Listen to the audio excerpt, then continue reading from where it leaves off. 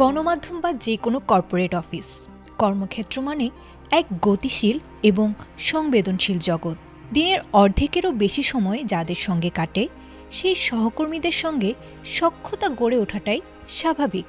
অনেক সময় এই সহকর্মীরাই হয়ে ওঠেন প্রিয় বন্ধু। কিন্তু মনে রাখা জরুরি, দিন শেষে অফিস একটি পেশাদার জায়গা। এখানে আড্ডার ছলে বলা সামান্য একটি অপ্রাসঙ্গিক কথা মুহূর্তেই ঝুঁকির মুখে ফেলতে পারে আপনার তিল তিল করে গড়ে তোলা ক্যারিয়ারকে। পেশাদারিত্ব এবং বন্ধুত্বের সীমারেখা স্পষ্ট রাখা সফল ক্যারিয়ারের অন্যতম চাবিকাঠি।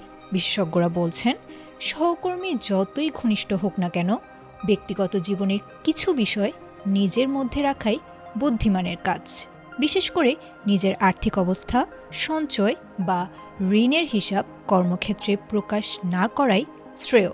এটি সহকর্মীদের মধ্যে অপ্রয়োজনীয় ঈর্ষা বা ভুল বোঝাবুঝির জন্ম দিতে পারে। একইভাবে প্রতিষ্ঠানের উচ্চপদস্থ কর্মকর্তা বা ম্যানেজমেন্টের সমালোচনা করা থেকে বিরত থাকতে হবে।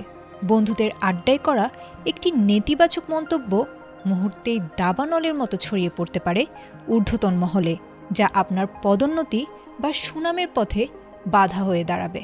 এছাড়া আপনি যদি নতুন চাকরি খোঁজেন বা ভবিষ্যতে বড় কোনো ব্যক্তিগত পরিকল্পনা থাকে, তবে তা গোপন রাখাই শ্রেয়।